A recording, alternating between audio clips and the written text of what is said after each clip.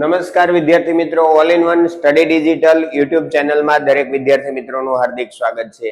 વિદ્યાર્થી મિત્રો, જવાહર નવોદય પ્રવેશ પરીક્ષા વર્ષ 2026-27 આપણે તૈયારી કરી રહ્યા છીએ, ત્યારે વિષય પર્યાવરણ આ વર્ષનો નવો વિષય, નવો ટોપિક, તો એના પ્રશ્નોનું આપણે સોલ્યુશન કરવું છે. ગયા વિડીયોની અંદર આપણે જોયું હતું મનુષ્યનું પાચન તંત્ર. મનુષ્યનું પાચન તંત્ર મેં તમને બધા જ વિભાગો વાઇઝ સમજાવ્યું હતું. હવે એ સમજ્યા પછી આપણી પાસે કામ આવે છે કે મનુષ્યના પાચન તંત્રને આધારે આપણે પ્રશ્નો જોવા છે કે કેવા પ્રશ્ન આપણને પરીક્ષામાં પૂછાય છે. તો વિદ્યાર્થી મિત્રો, આપણે આ વિડીયોની અંદર મનુષ્યના પાચન તંત્ર આધારિત મહત્વપૂર્ણ પ્રશ્નો છે, એમસીક્યુ છે, એનું સોલ્યુશન કરવું છે. તો વિદ્યાર્થી મિત્રો, મનુષ્યના પાચન તંત્ર આધારિત મહત્વપૂર્ણ પ્રશ્નો આપણી પાસે અહીંયા આપવામાં આવ્યા છે. તો પહેલો પ્રશ્ન છે આપણી પાસે કે મનુષ્યમાં ખોરાકનું પાચન ક્યાંથી શરૂ થાય છે. આપણે મનુષ્યના પાચન તંત્રના દરેક ભાગો જોયા હતા. હવે આપણને અહીંયા પ્રશ્ન પૂછાયો કે મનુષ્યની અંદર ખોરાકના પાચનની શરૂઆત ક્યાંથી થાય. તો આપણે એવી વાત કરી હતી કે જેવો ખોરાકને તમે મોંમાં મૂકો તરત જ પાચનની શરૂઆત થાય. એટલે ક્યાં મૂક્યો છે તમે ખોરાકને? મુખ ગુહામાં. એટલે કે મુખ ગુહામાં તમે ખોરાક મૂકો એટલે એની અંદર લાળ રસ ભળવાની શરૂઆત થાય અને પાચનની શરૂઆત પણ ત્યાંથી થાય. તો આપણો જવાબ આવશે મુખ ગુહા. બીજો પ્રશ્ન છે વિદ્યાર્થી મિત્રો કે જઠરમાંથી ઝરતો કયો એસિડ ખોરાક સાથે આવેલા જીવાણુઓનો નાશ કરે છે. તો જઠરની અંદર અહીંયા ઝરતો મતલબ સ્ત્રાવ પામતો. જઠરની અંદર કયા એસિડનું સ્ત્રાવણ થાય?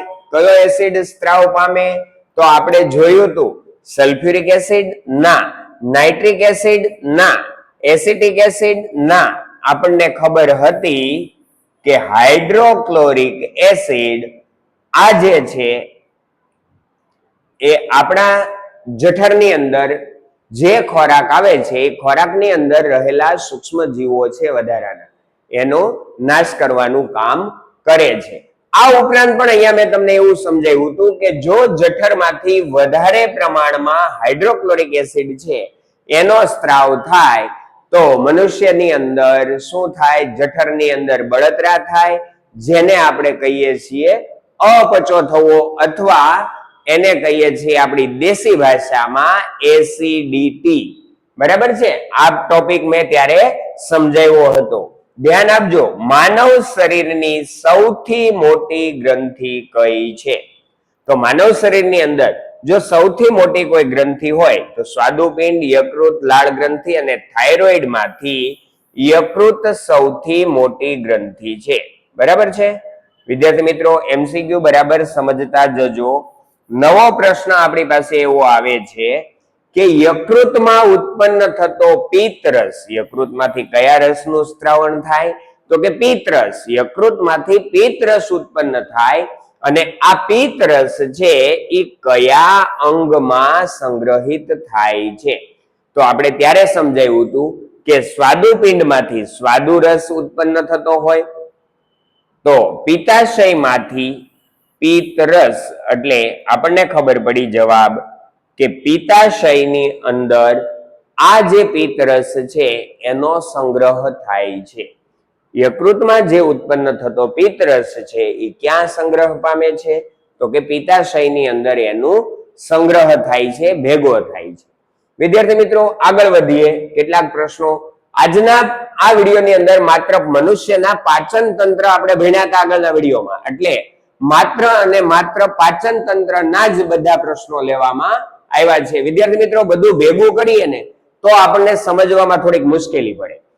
કે હું તમને સમજાવી દઉં, કાલો પાચન તંત્ર સમજ્યા, રુધિરાભિસરણ તંત્ર સમજ્યા, પછી શ્વસન તંત્ર સમજ્યા, બધા તંત્રને હું ભેગા કરી અને પછી એમાંથી પ્રશ્નો કાઢીશ તો તમે થોડા અટવાશો. એટલા માટે મેં આ વિડીયોની અંદર એવું કર્યું પર્યાવરણમાં કે આગળના વિડીયોમાં પાચન તંત્રની સમજૂતી આપી, હવે એના આધારના પ્રશ્નો આપ્યા આ વિડીયોમાં.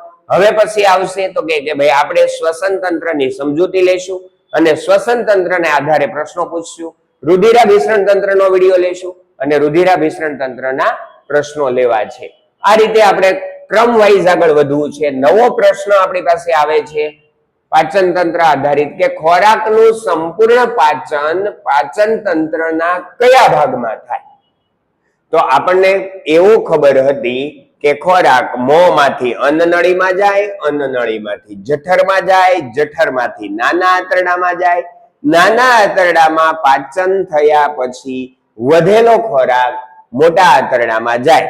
પણ વધેલો ત્યાં જાય તો સંપૂર્ણ પાચન તો છેલ્લે જે આવતો હોય એની પહેલામાં થઈ જાય, પછી આમાં વધારાનો જાય. એટલે કે નાનું આંતરડું છે એની અંદર ખોરાકનું સંપૂર્ણ પાચન થાય અને એમાંથી પાચિત થયા પછી જે વધારાનો ખોરાક છે તે મોટા આંતરડામાં આવે અને મોટા આંતરડા પછીથી એ બહાર નિકાલ પામે છે. હવે આગળ વાત કરીએ લાળ રસ. લાળ રસમાં કયો ઉત્સેચક સ્ટાર્ચનું સરળ શર્કરામાં રૂપાંતર કરે?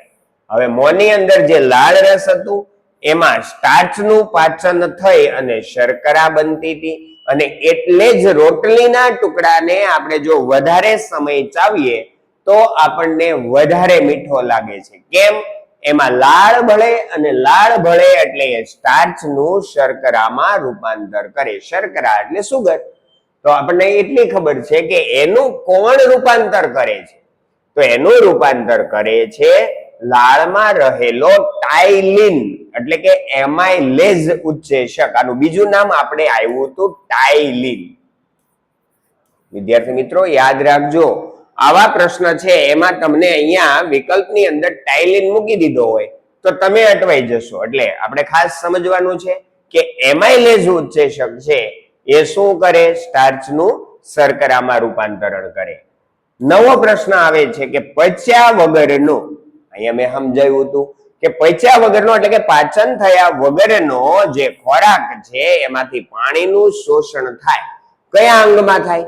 તો કે પચ્યા વગરનો ખોરાક ક્યાં જાય? તો આપણને ખબર છે મોટા આંતરડામાં જાય અને મોટા આંતરડામાં જાય તો મોટા આંતરડામાં શું થાય? એમાં રહેલું જે વધારાનું પાણી છે એ પાણીનું શોષણ થાય. બરાબર છે?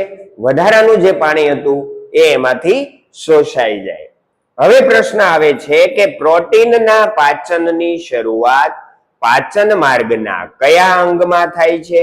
તો પ્રોટીન છે એનું પાચન આપણા શરીરની અંદર ક્યાં થાય છે? તો કે પ્રોટીનનું પાચન જઠરની અંદર થાય છે, નાના આંતરડામાં થાય છે, મોટા આંતરડામાં કે મુખ ગુહામાં? આપણે આખો પ્રશ્ન સમજ્યાતા, આખો આગળ ટોપિક સમજ્યાતા પ્રોટીનના પાચન ક્યાં થાય, ચરબીનું પાચન ક્યાં થાય, આ બધી જ વિગત આપણે સમજ્યાતા. એટલા માટે મારે તમારી નાની ટેસ્ટ લેવી છે. એટલે આ પ્રશ્નને હું એવું કહું છું કે IMP પ્રશ્ન એવો પ્રશ્ન છે, તમારે જવાબ લખવાનો IMP, એનો ઉત્તર કયો? ABCD. તમારે એમાં વિકલ્પ મને લખવાનો છે એટલે મને ખબર પડે કે તમે આખો વિડીયો જોયો છે. નવો પ્રશ્ન છે પ્રોટીનનું સંપૂર્ણ પાચન થઈ અને અંતે શામાં રૂપાંતર થાય છે? તો પ્રોટીનનું પાચન થઈ અને એમાંથી બને છે એમિનો એસિડ. પ્રોટીનનું પાચન થાય એટલે એમાંથી બને છે એમિનો એસિડ. શું બને વિદ્યાર્થી મિત્રો? Amino acid. બરાબર? પ્રોટીનનું પાચન થઈ અને એમિનો એસિડ બને છે. હજુ પણ કેટલાક પ્રશ્નો છે આપણી પાસે અને એનું સોલ્યુશન આપણે અહીંયા કરતું જ જવાનું છે. મનુષ્યના પાચન તંત્ર આધારિત મહત્વના પ્રશ્નો. તો એમાં પ્રશ્ન છે કે ચરબીના પાચન માટે કયો ઉત્સેચક અગત્યનો ભાગ ભજવે છે?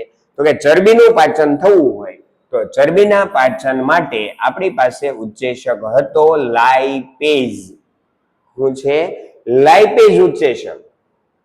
આગળ પ્રશ્ન આવે છે કે મનુષ્યના નાના આંતરડાની સરેરાશ લંબાઈ કેટલી હોય છે?